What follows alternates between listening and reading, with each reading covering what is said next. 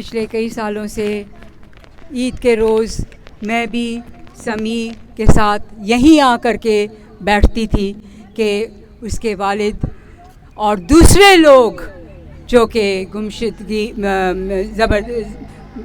زبردستی سے گمشد کیے گئے ہیں ان کو بازیاب کیا جائے.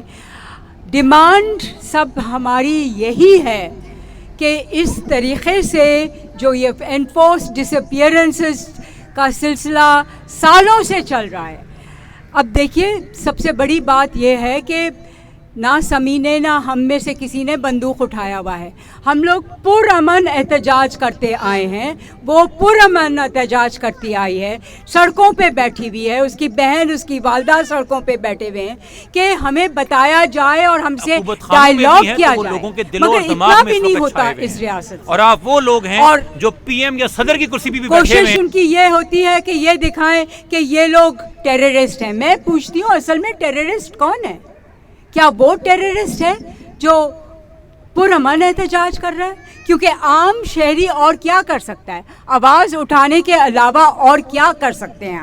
ہم اپنی آواز اٹھا سکتے ہیں, ہم پروٹیسٹ کر سکتے ہیں, ہم ریزسٹ کر سکتے ہیں, مگر ہم کو جب یہ ہم کرتے ہیں تو ہم نے سب نے دیکھ لیا پولیس کا تشدد کس طرح سے کیا گیا, کتنی تکلیفیں اٹھائی ہیں ہماری بہت ساری خواتین ساتھیوں کے. کسی کا ایک کا کندھا ڈسلوکیٹ ہو گیا ہے, ایک کا یہ پاؤں کا ناخن اکھڑ گیا ہے. اس طرح سے کئی لڑکیوں کو بہت انجریز ہوئیں.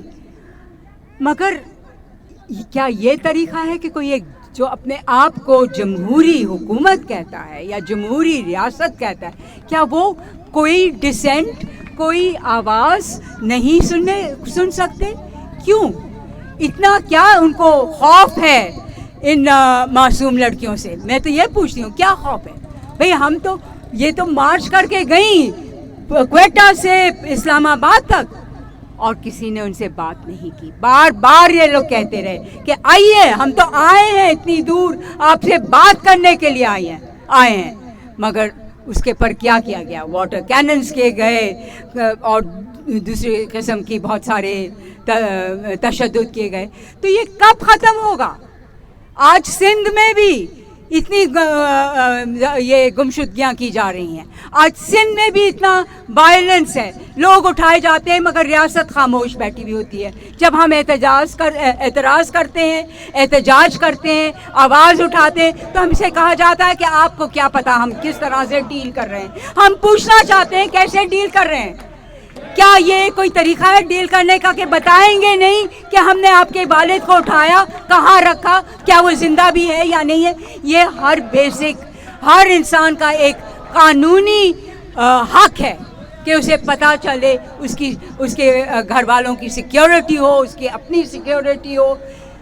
اس دن سمی نے کیا کرائم کیا تھا؟ تو ہم سب تھے نا وہاں پہ ساتھ. کیا کرائم تھا کہ بس پروٹیسٹ کر رہے ہیں, پرامن پروٹیسٹ کر رہے ہیں, یہ کوئی کرائم ہے؟ تو میں سمجھتی ہوں وقت آ گیا ہے کہ یہ ریاست سوچے بہت غور سے کہ وہ کر کیا رہی ہے اور یہ اس کے نتائج کیا ہوں گے. بہت ہی برے نتائج ہونے والے ہیں اور آپ کو بھی تیار ہونا پڑے گا اس نتائج کے لیے, کیونکہ جب کسی بھی سماج میں بچے اور عورتیں سڑک پہ نکل آتے ہیں تو پھر ایک قسم کا انقلاب ضرور آتا ہے, اور وہ ہم دیکھ رہے ہیں اپنے ملک میں. شکریہ. اور کوئی